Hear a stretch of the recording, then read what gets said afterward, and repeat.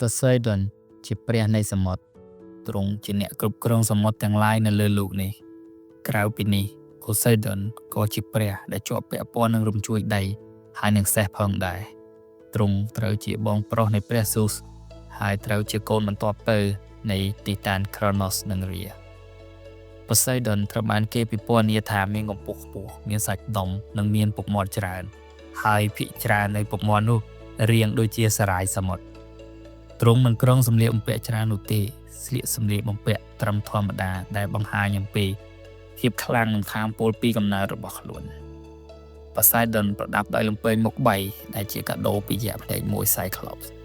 លំពែងមុខ3នេះមានសមត្ថភាពអាចធ្វើឲ្យរំជួយដីបានព្រះ Poseidon រស់នៅរាជវាំងក្រោមទឹកធ្វើអំពីមាសនិងគុជសមុទ្រនៅក្នុងសមុទ្រក្បែរតំបន់ Aegea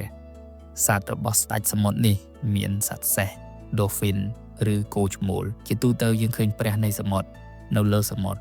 ជិះដោយរាជរថអូសដោយសេះសមុទ្រឬសត្វសមុទ្រផ្សេងទៀតព្រះ Poseidon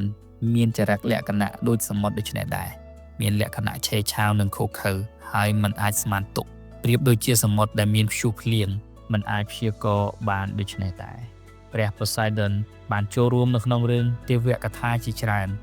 ដូចជាជំលោះជាមួយនឹង Athena ដើម្បីដាក់ឈ្មោះក្រុងមួយនិងមានរឿងជាច្រើនទៀតដែលទ្រង់ចូលរួមប៉ុន្តែរឿងទាំងអស់នោះទ្រង់មិនតាក់ទងទាល់ខ្លាំងនោះឡើយ